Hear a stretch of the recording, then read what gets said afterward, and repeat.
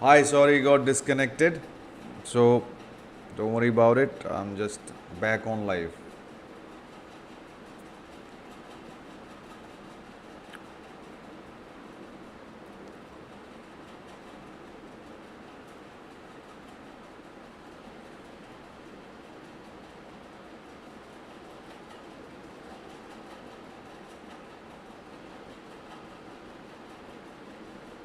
Okay, I'll wait for a couple of minutes for you to join back in. As I said, please bear with me for a couple of days.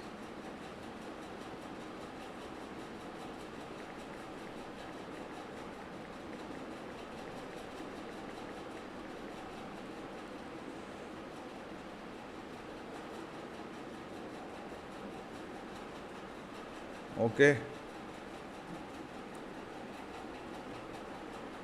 please join back in.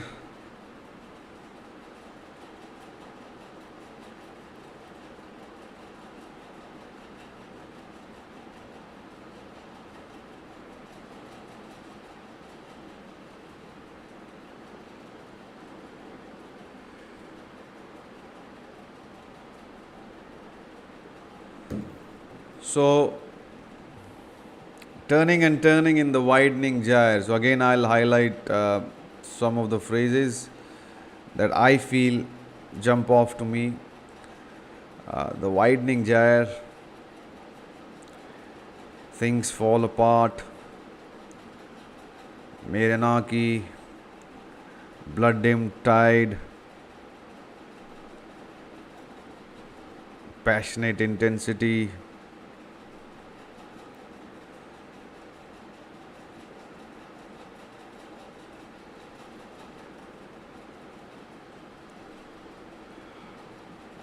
darkness drops again, nightmare, rough beast. Right? So this poem is widely used, the second coming, to be a very representative modernist poem, as in not only it pictures, it paints a picture of the modernist world between the two wars. So not only it presents you that picture, which is a world that is fragmented, world that is on the brink of destructing itself. So not only that the content of this poem reflective of this sentiment, but also the structure. If you look at the structure, the stanzas, they don't have any set structure. They're very fragmented, all over the place. It's neither free verse, it's neither nor blank verse. It's a mixture of everything, as if he's not even able to put together a structure that is again very representative and reflective of the modernist psyche. A modernist artist is fragmented, is self-conscious, is disillusioned with things around him. Even his own medium, he is disillusioned now. Okay, are you back on?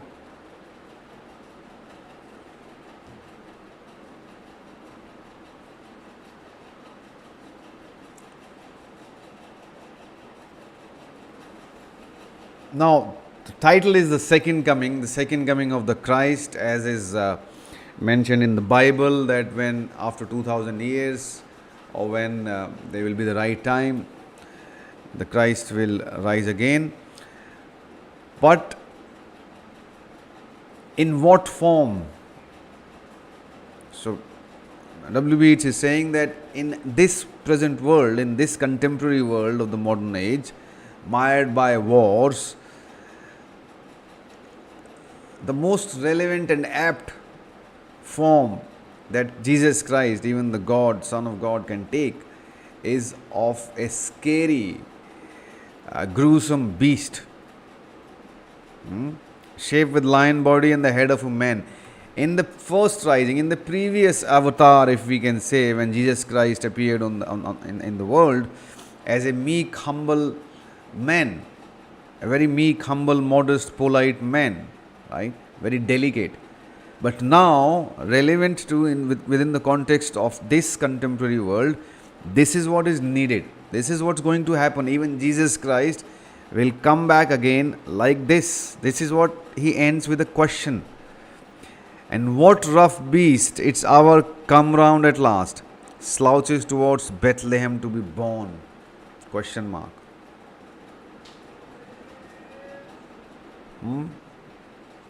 Some students have compared this shape with lion body and the head of a man with the mythological, in Hindu mythological avatar of the Narsingh, the Narsingh avatar of Vishnu that Bhagwan Vishnu took. And you can draw parallels, but I wouldn't really recommend that unless you have a very, very strong and quick argument making skill set to draw this parallel. Don't just, what do you say, hammer it in like unnecessary. इसको बोलते हैं, हिंदी में बोलते हैं कि ठूसना, कि आपको कुछ इंटरेस्टिंग आइडिया पता है, चाहे वो आंसर में रेलिवेंट है या नहीं है, आप उसको ठूस देते हैं. Never do that. अगर आपको बहुत सारे इंटरेस्टिंग आइडियाज़ पता हैं, बहुत सारे इंटरेस्टिंग चीज़ें आपने तैयार की हैं, बहुत सारे इंटरेस्टिंग कोट्स हैं आपके पास, और क्वेश्चन में उसकी जगह नहीं है, तो प्लीज़ रिफ्रेन. ये बहुत डिफ़िकल्ट स्किल है. This is a very difficult skill कि even though you have brilliant material, fantastic quotes, critical quotes आपने याद किए हुए हैं, बहुत अच्छे पोइट्री के कोट्स, और ये इतना सुंदर, ये एक नरसिंह अवतार वाला एक बहुत अच्छा पैरेलल है, लेकिन क्वेश्चन में इसकी जगह नहीं है. क्वेश्चन ने नहीं पूछा, क्वेश्चन के आपके आंसर में नहीं बनती, तो आप उसको ठूसोगे नहीं, ये दिखाने के लिए कि देखो मुझे पता है. ओके, ये आज की टिप यही है. So Narsingh Avatar, I think everyone knows about it. Maybe some of you don't know about Narsingh Avatar. Prahlad and Prahlad's father, Hiranyakashyap. Hiranyakashyap was a demon. He never believed. He didn't believe in any god. He called himself the god. But Prahlad believed in God. Prahlad believed in God Vishnu. And so the father and the son always had a fight. So much so that the son was punished multiple times. Almost, he tied him to a hot pillar, trying to kill him. Then eventually, when Prahlad wouldn't budge down and Prahlad wouldn't bow down to the authority of his father, they put him on a burning pyre, right? Trying to burn him alive, and told him that if your God really exists, ask him to come. That's when Vishnu took the shape of Narsingh. Now, why he took the shape of Narsingh?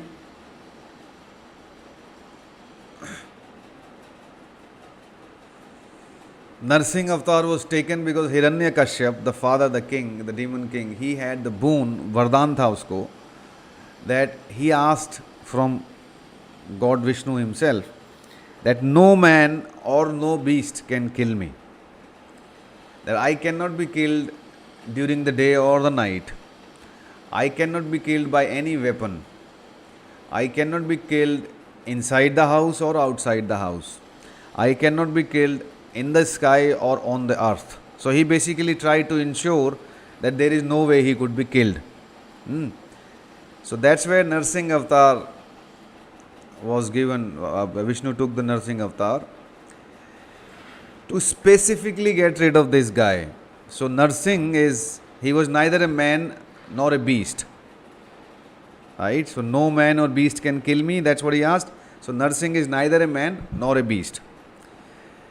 He was killed with the bare claws because he could not be killed with any weapons.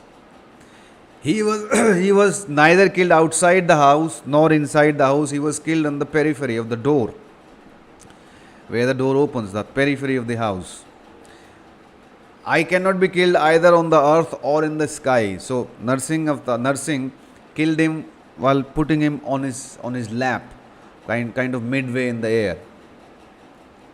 Right? Neither in the day nor in the night. So he was killed when the dusk sets in, the time when both day and the night meet. So the whole idea why I think it can be relevant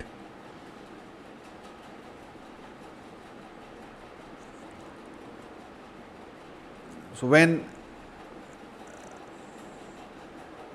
why Vishnu had to take nursing avatar, and why Jesus Christ, that we all know as the most loving, kind, polite, modest, delicate person, divine person, why he has to come in such a rough form?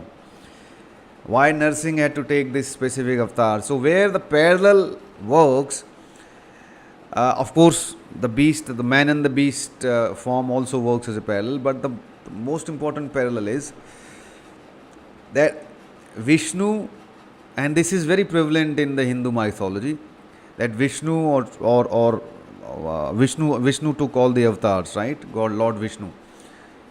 So the avatar was most relevant and appropriate to kill this specific demon, right? It was not randomly picked. So this is exactly something what W.B. Yeats is saying, that for the times like now, this is how Jesus Christ will come as. This is how the second coming will be. Okay.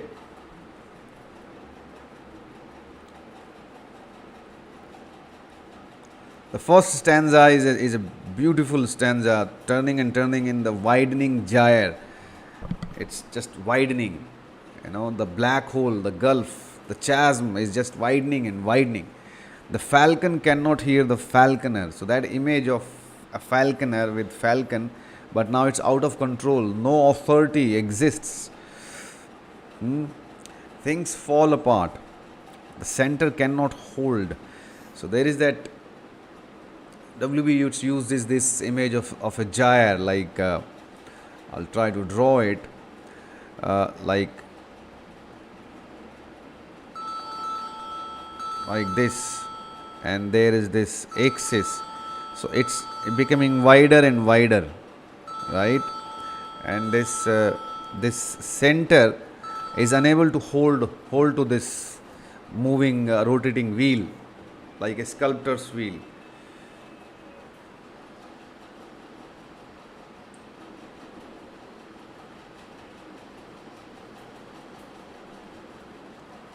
Right? This image he uses a few times in his poems.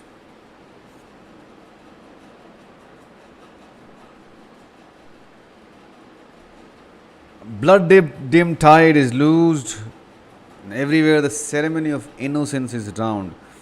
W.B. Yeats has talked about this more than once, and in Leda and Swan he's also pointing to that. In Easter 1916, he's also pointing to that. He's saying more than the worst people, more than these, right?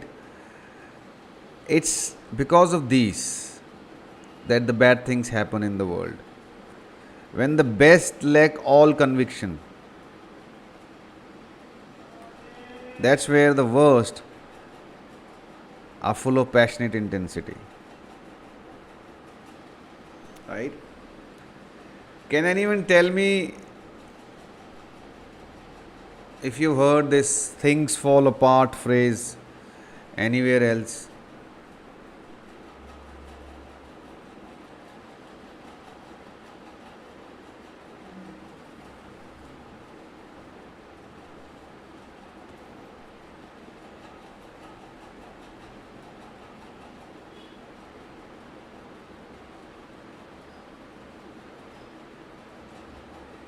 Very good, Numra. Chinua Achebe wrote "Things Fall Apart." So that title of his book comes from here.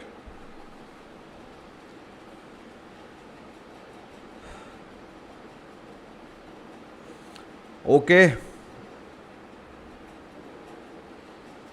Now I would like to do "Sailing to Byzantium" as the next one,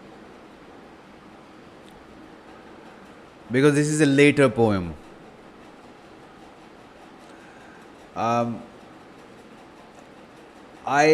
I would like to confess that I am not very what do you say? I'm not very what's the right word? I'm not very comfortable um, when I no, comfortable not as in any other sense. Comfortable as in whenever I read modernist poems, modernist literature, modernist because it's very close to my heart, and I see a lot of parallels with the Indian contemporary history at the time, and so it's really very close to my heart.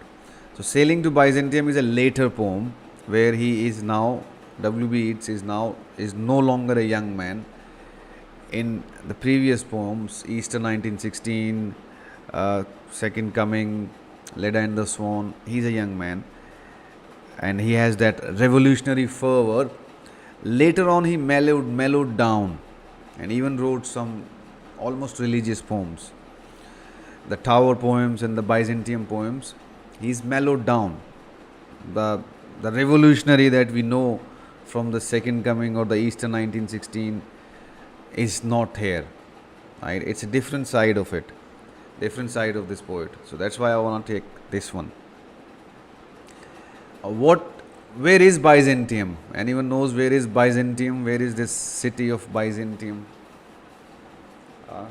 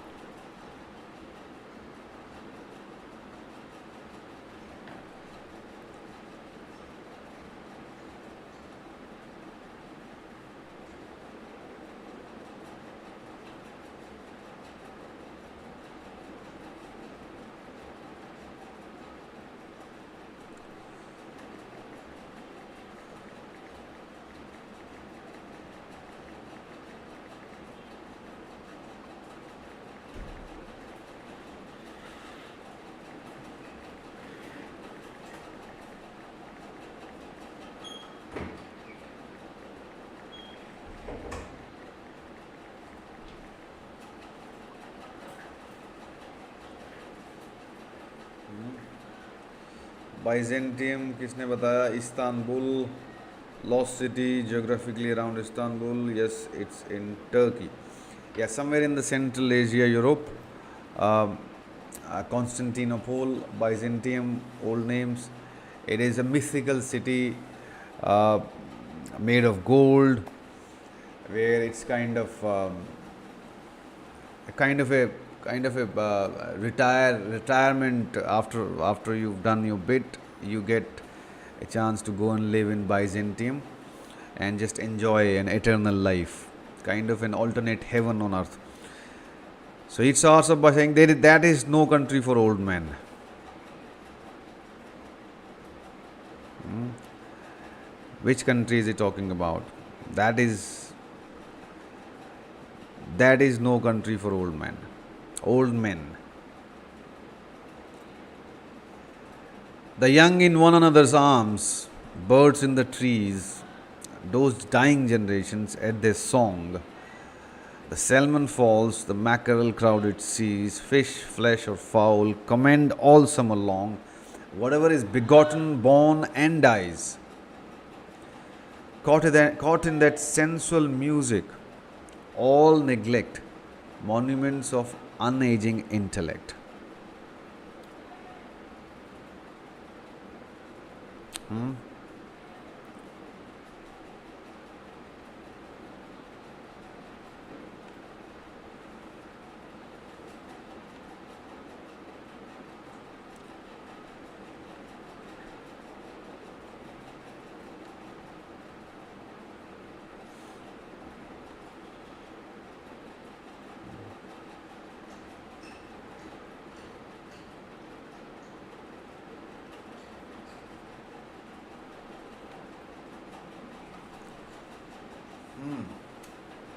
So what's happening in this stanza? What is he saying?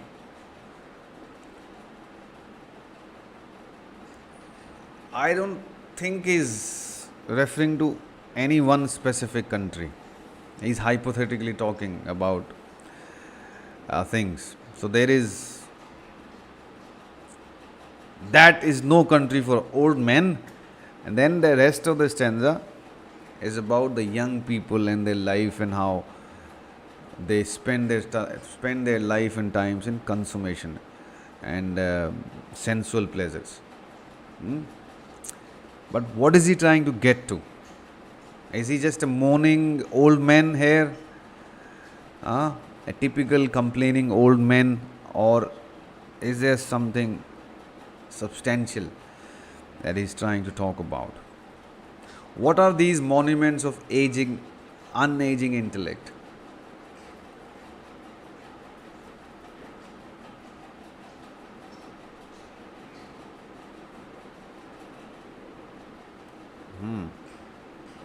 What are these?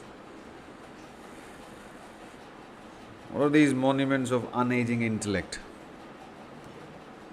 Caught in that sensual music, all neglect monuments of unaging intellect.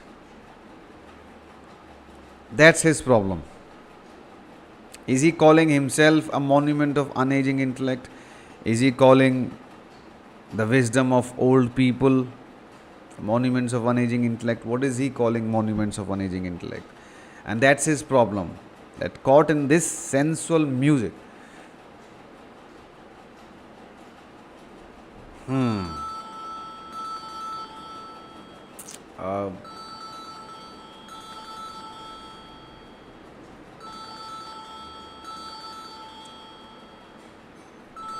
इसको Himanshu call लेना.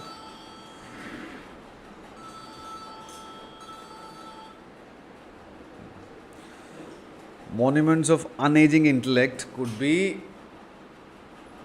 what could it be? Let's read on.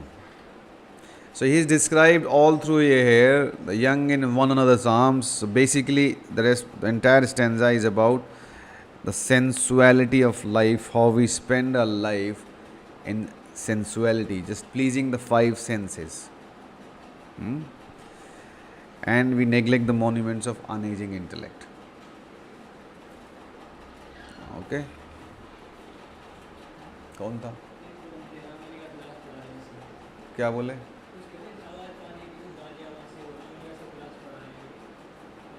एक बार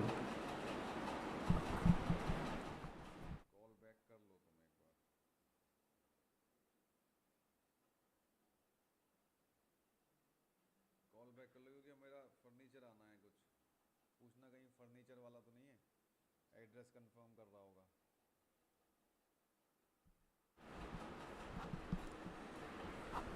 Okay, let's read forward. An aged man is but a paltry thing, a tattered coat upon a stick, unless soul clap its hands and sing, and louder sing for every tatter in its mortal dress. Nor is there singing school, but studying monuments of its own magnificence. And therefore, I have sailed the seas and come to the holy city of Byzantium.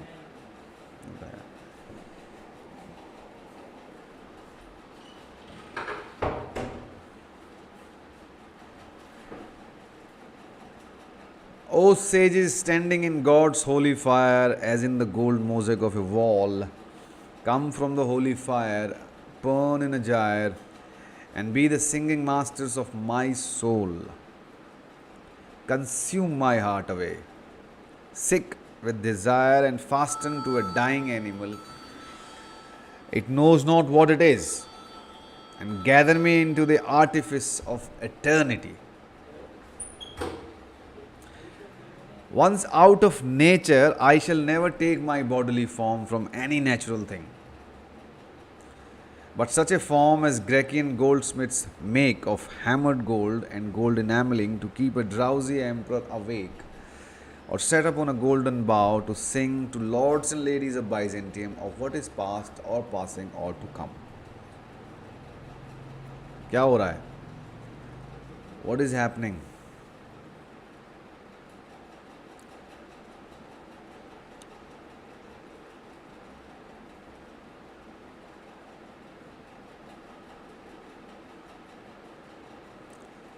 So he wants his soul to sing.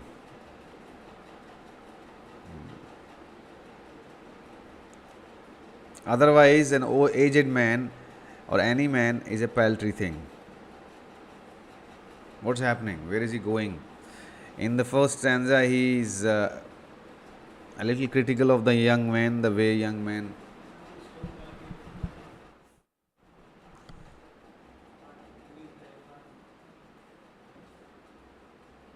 किसका है क्या है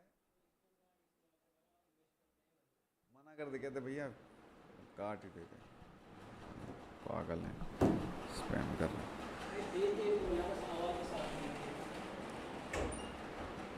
So in the first one he is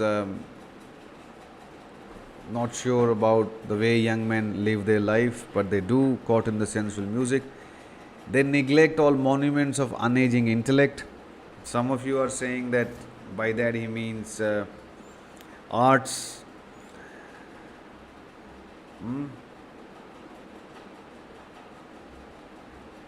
So Numra is saying that an old man who finds no relevance in current times wishes to be immortalized, raised as a saint in the form of art. Not as simple as that. This is a very simplistic paraphrasing. There are some layers to that. Because this old man has also been a young man once. So he understands it, that he's been there, done that, he's done all this. But what can be done now? Now when he's old, now when you're old, what can you do now? You did what you did. He's not out here to preach to young people कि अपना कुछ कर लो भाई सुधर जाओ. He's not doing that. It is a completely selfish poem. He's just worried about himself. So this is what he realized, that caught in this country, that is no country for old men. He's not blaming the country or blaming any place. He's saying that's how things are here. That's how I've also lived. When you're young, you're caught in the sensual music and you neglect monuments of unaging intellect, which would be art, painting, music, immortal things that never die. So what can be done now? So an aged man is but a paltry thing. The aged man and an old man would be a random person or absolutely insignificant until soul claps its hands and sing. So how would soul clap its hands and sing? Kaise? Now this is the crux. This is where he's talking about the solution. How can soul sing and clap its hands and sing and louder sing for every tatter in its mortal dress? It's now these two lines to me sounding like the bhajans sing by Kabir or Rahim or Meera.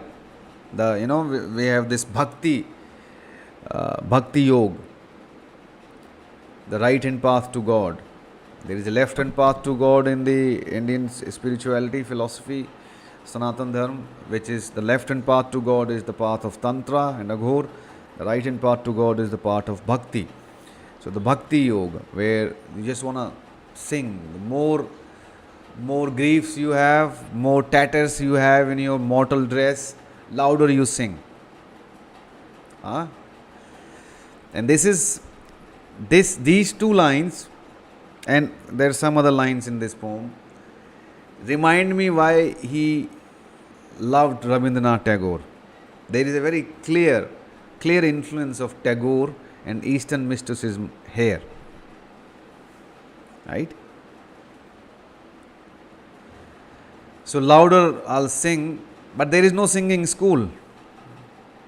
कहाँ से सीखेगा आदमी? मतलब okay, in the church you sing the hymns of the Lord and the psalms and the prayers and the musical prayers and dedications. But there is no singing school when you want to sing from the soul, when your soul sings. But what's the way out? Studying monuments of its own magnificence. If you just be with the great unaging monuments, art pieces, arts, that'll get you there. And therefore I have sailed the seas and come to the holy city of Byzantium.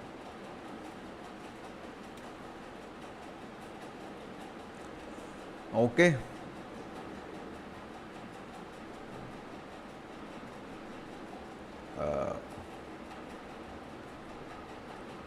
Now, O sages standing in the God's holy fire, as in the gold mosaic of a wall, come from the holy fire.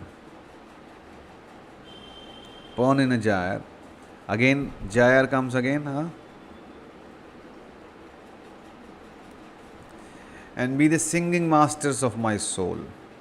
So, sages, if you would have seen any wall murals or any religious paintings, mythological paintings, there are sages. In every tradition there are the sages who are doing the yagnas, God's holy fire. Again, a very, very Indian kind of image. They are doing the yagna or the fire rituals, and the sages are praying the mantras.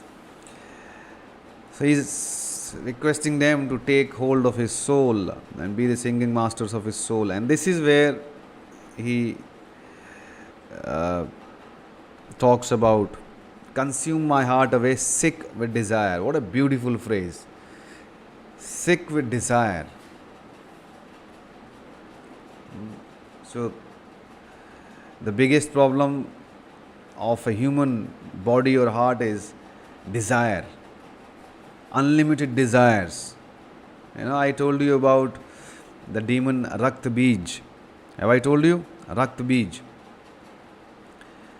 So when Goddess Kali took the form of Parvati, took the form of Goddess Kali, and she was killing Mahishasur and she was killing all those demons, Rakt Bij would not die, because every time you killed Rakt Bij, slashed his throat, thousands would erupt.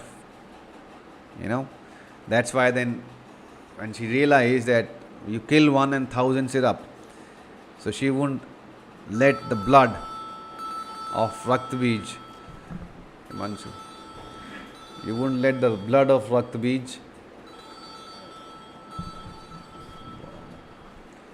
get to the ground, and she would just slurp it away.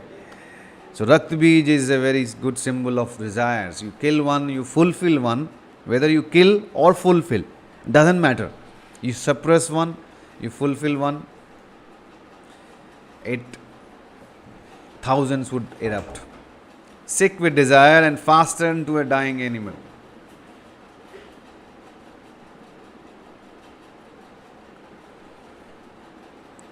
Dying animal is this body, just like you are saying, Aditya is saying.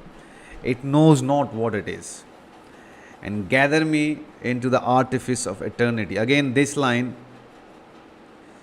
is very, very, influenced by, I feel so, by Gitanjali of Rabindranath Tagore. It knows not what it is. These 3-4 lines of this stanza, very reflective.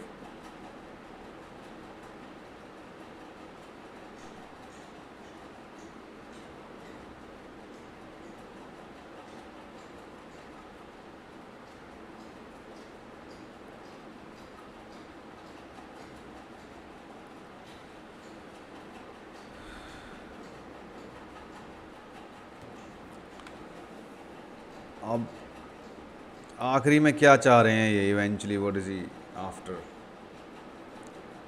once out of nature I shall never take my bodily form from any natural thing. So he doesn't want to take the body form neither of humans nor of anyone else. But such a form as Grecian goldsmiths make of hammered gold and gold enameling, to keep a drowsy emperor awake, or set upon a golden bough to sing to lords and ladies of Byzantium of what is past or passing or to come. So what does he want to become?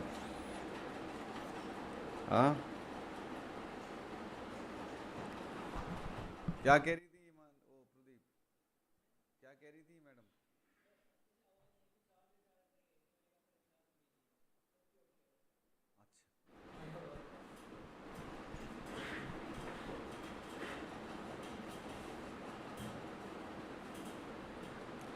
piece of art okay do you know exactly what piece of art you know to keep a drowsy emperor awake set upon a golden bough पे कौन बैठ के singing करता है हाँ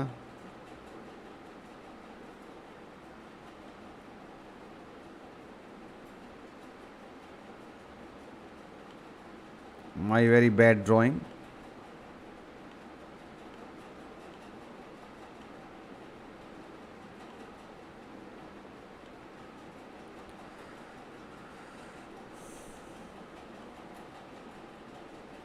yeah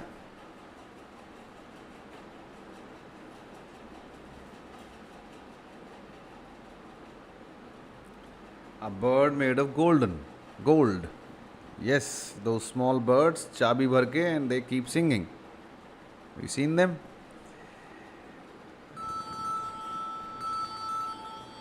यार आज तो फोन ने दुखी कर लिया let me take this just give me a moment hello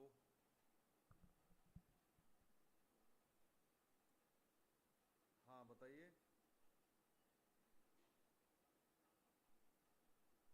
नहीं प्लीज़ नहीं करनी दोबारा कॉल ना करिएगा आपको बता दिया था उसको उसने भी आप फिर भी दोबारा 3 बार कॉल कर चुके हैं please don't call me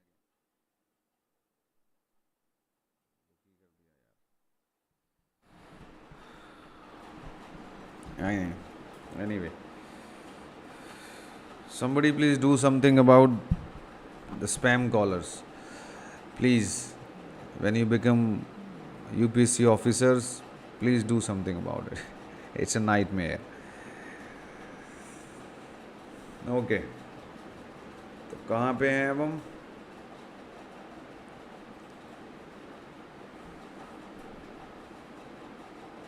yes so he wants to be eventually a piece of an unaging monument unaging intellect a monument of unaging intellect you want to be part of that be remembered as that always remembered as that not as a body a young old doesn't matter not as a body not as a human being but yes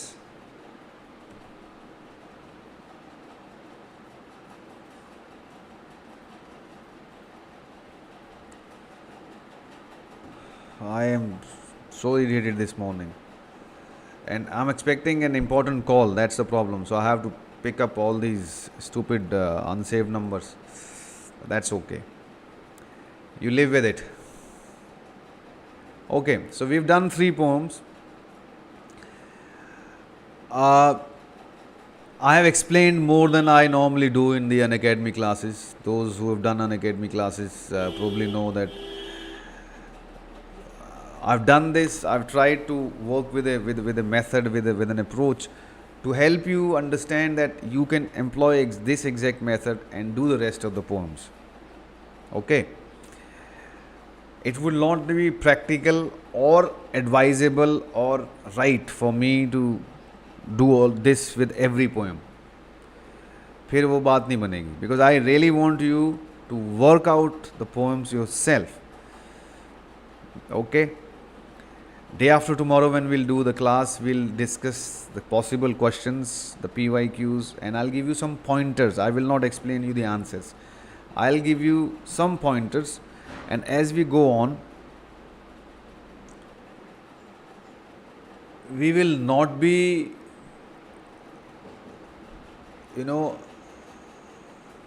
even I won't be even giving you pointers as we go ahead. Because I really want you to crack those questions. So gradually, abhi, because you are all everyone's new and this is a new course, everyone's starting afresh. So I'm explaining more than needed. But as we go on, I would like to talk more about the concepts, more about the questions, more about various ideas to questions rather than explaining the poems. Okay, so this kind of day after tomorrow, get the questions, get all the questions that you have. If you want to write down the questions, write down the answers from PYQs. And yes, I am, this today is Wednesday, I will close the enrollment to the answer writing because I've already got more than that is needed. I haven't had even a chance to look at all the emails. I remember a few. Aditya has asked, obviously. Numra has asked, I think, and Bhanu has asked. So, out of those who regularly attend the classes, I remember you three asking for the answer evaluation batch, which is 5,000 a month. And apart from that, there are many emails that have come. So I want to close this weekend and then announce officially that it's done and dusted for now. Maybe next month or month after we'll open it again, because a lot of students join and then they drop off. So I only use one primary email account. So and I get tons and tons of emails. So I don't want this extra barrage of emails to come all day. Emails, WhatsApp messages, Telegram messages, and everyone's inquiring. So today we please finish the enrollments. Those who are in it, just mail me, take the payment details, and just please get started. We are only doing 10 anyway. Okay, on that note, I'm going to always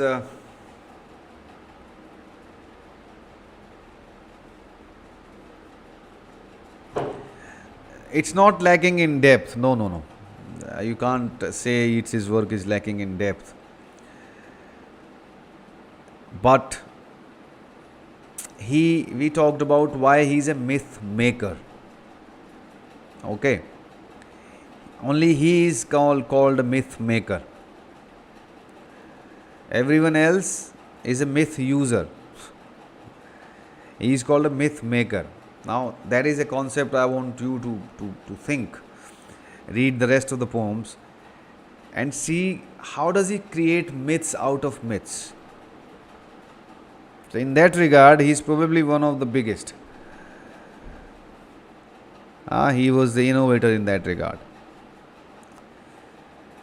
So, Leda and the Swan is like an old myth, but he recreated it. Recreated in his own manner. Okay. I'm going to leave this class with a life lesson, which I'm going to do with every class, all of you. I would like to give this life lesson to all of you. There is a practice that I do, the practice of letting go of anything that you cannot control. For example, I am running a business. I'm an entrepreneur. It's an extremely powerful concept. It literally changed my entire outlook to life in a matter of days. Once I found out, it's one of the most powerful things that has happened to me. So how does this work? I'm launching a startup next month. It's called Tathastu. So I can share this with you. You are the first set of people I'm sharing it with. Tathastu is going to provide creative expression ideas to school children. So any school children, if they want to write, if they want to paint, if they want to make films, if they want to make music, if they want to learn theater or acting, we will tell them that first of all, it's okay to try and do it. Just do it. Don't worry about it. Okay? Let me see if I can switch the cam.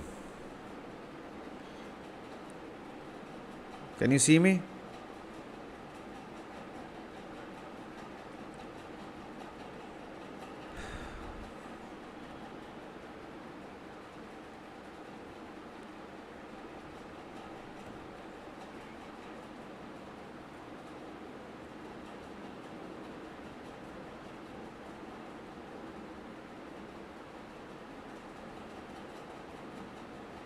Yeah, bigger screen. Okay. So, Tathastu will give an ecosystem to school children where they can explore writing, they can explore filmmaking, they can explore whatever. So, will have very small projects and assignments, and then extensive lessons if someone's interested. So, we are starting it with writing. The idea is very simple. First of all, appreciate anyone or everyone who writes. Okay, any school kid submits something. We have an ecosystem of authors from around the world who will read and appreciate those writings. So everything that a student submits will be appreciated, even just a line of comment, because that can change someone's life. Just one line of appreciation can change your life. So first of all, we will tell them it's okay to be you. There are no rules to writing. Of course there are, but just to get started, you gotta do what you know, and then you get better with it.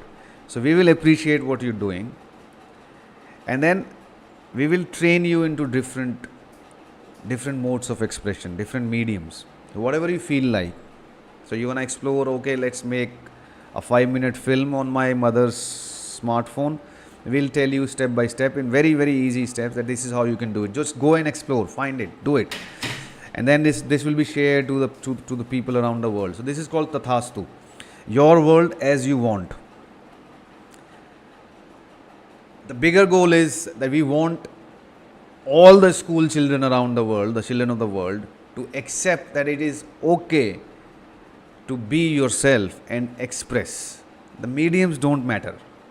You can be a filmmaker, you can be a musician, and don't think about it as a career. You are a kid.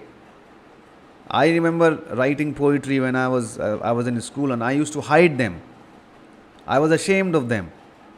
So I want to tell every kid that don't be ashamed of what you're writing or what you're painting. Take pride in it.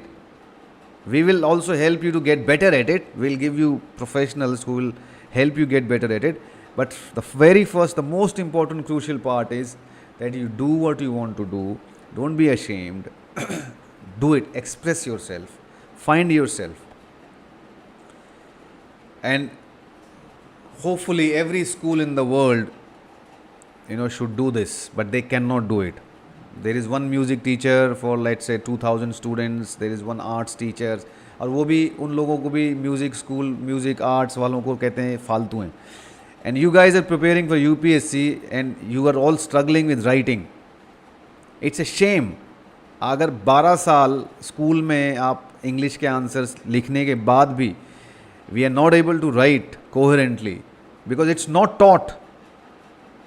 How to write, how to communicate is not taught. And this is the most basic skill to succeed in life. So we will give those skills to those kids. So this startup is coming out, and right now I have no idea where we'll go for funding. I have a lot of people who want to chip in.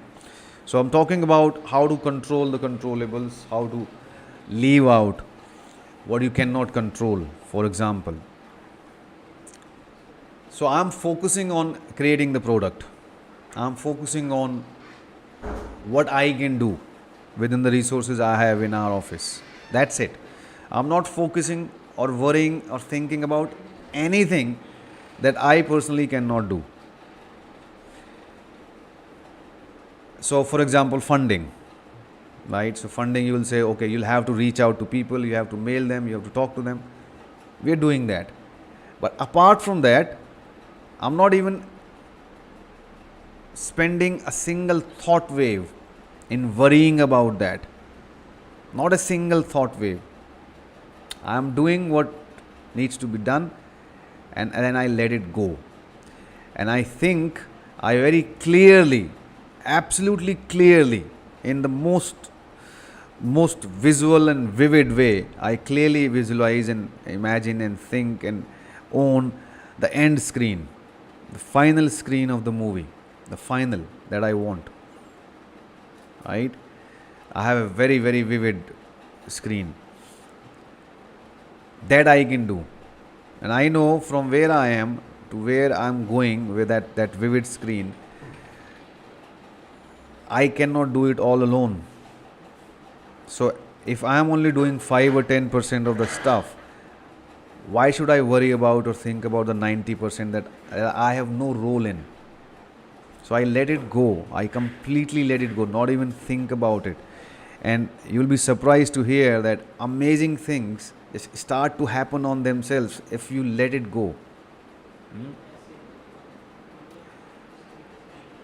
Right? So for example, you should have an end picture. I've given you that exercise that you should do every day or whenever you can before going to bed.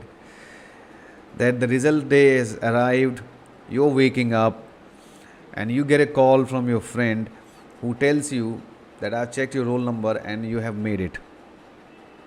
You should absolutely clearly visualize this, in as much detail, so that you should get goosebumps when you're thinking about it. The time and space shouldn't matter. You are today, and that incident might happen after 1.5 years. That shouldn't matter. You should be able to feel it. When you get a call, feel the voice of your friend telling you, mate, you made it, I've checked your number. Feel that experience now. Feel it. And then you pick up the call, and who will you call first? Who's going to be the first person you're going to call to break the news? Call that person in your imagination and call and tell them and feel how the other person will feel, that joy, that eruption, the tears. That's the end screen of your goal. So you just, with your imagination, if you keep that in your mind 24/7, that's the driving force. And you work hard, you study, you cannot do anything else apart from it, and you do not need to.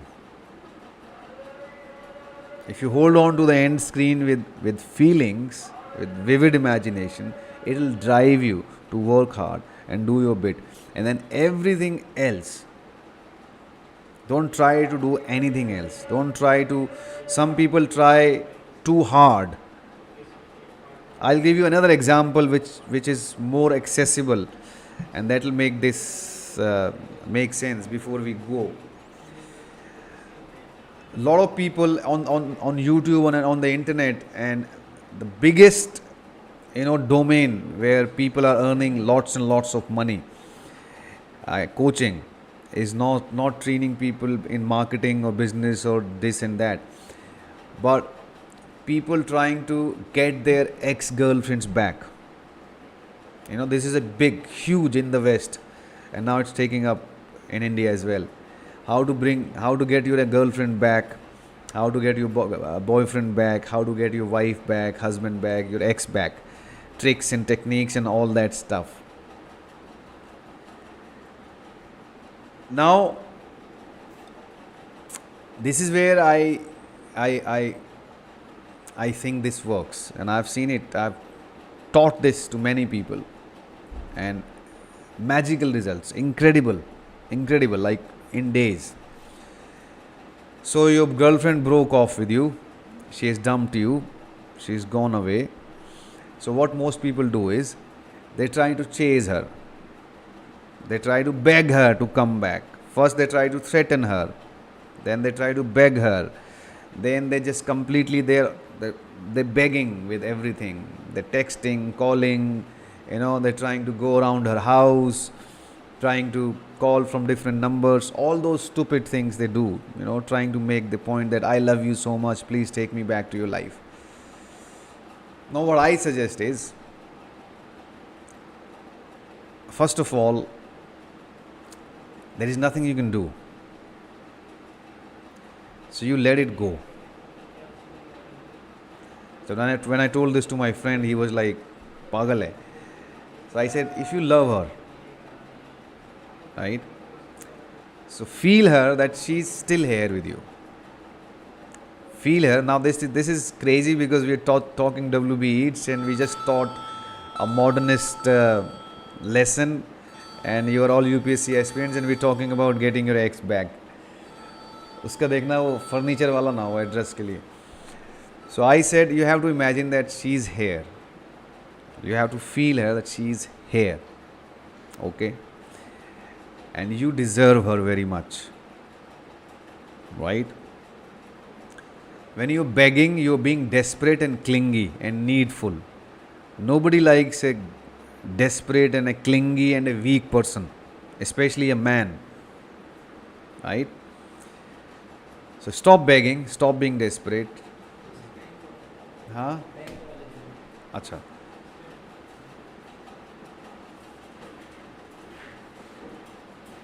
Validation I'll talk about, Vicky. It's a good point.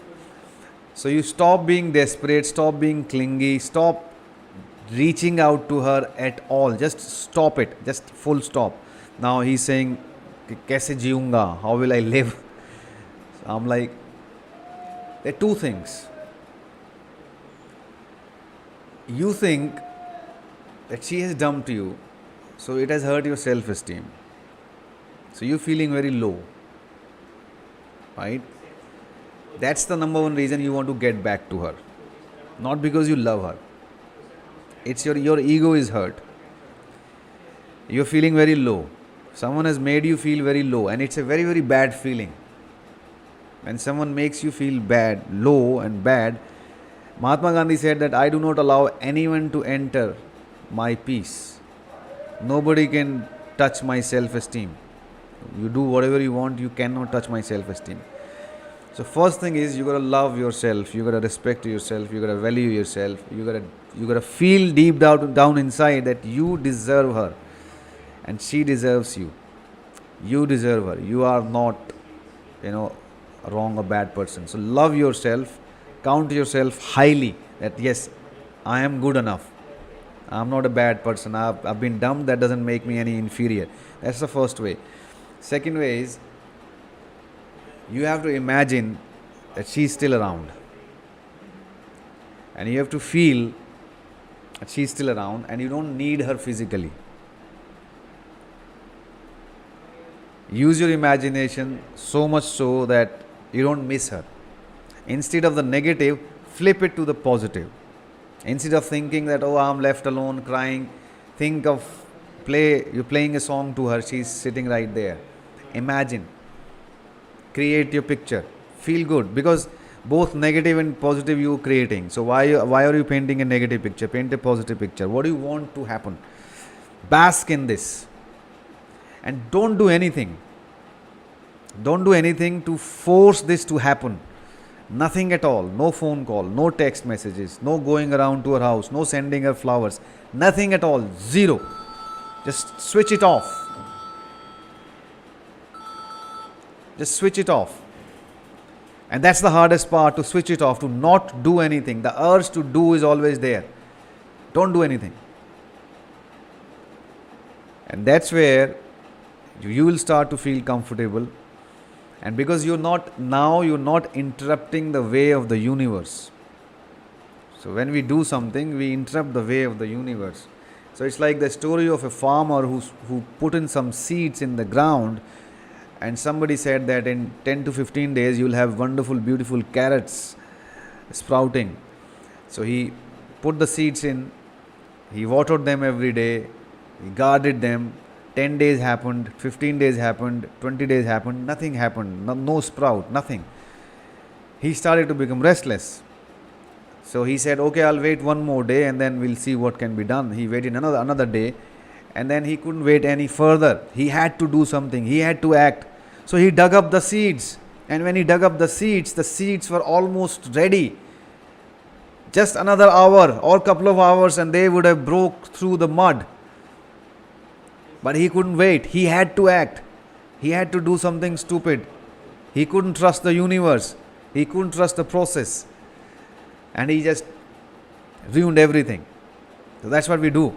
So if you've done your work, your imagination, your visualization, what you want to happen, is the most important part. If you can feel it really, really vividly, then you can let it go and let the universe work it up for you. Please don't ruin it, don't sabotage it by doing something you shouldn't be doing.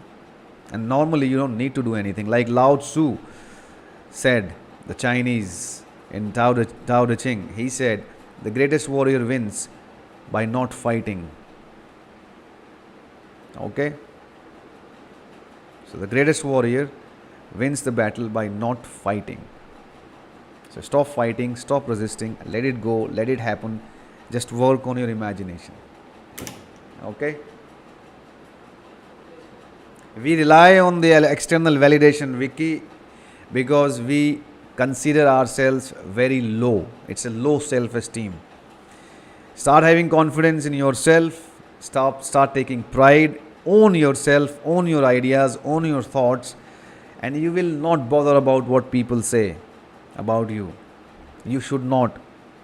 If they are happy with you, don't let it go to your ego. If they moan, if they give you bad feedback, if they give you bad comments, just say thank you very much for reminding me. I am absolutely aware of who I am. I don't need anyone else to tell me who the hell I am. Okay? Own yourself.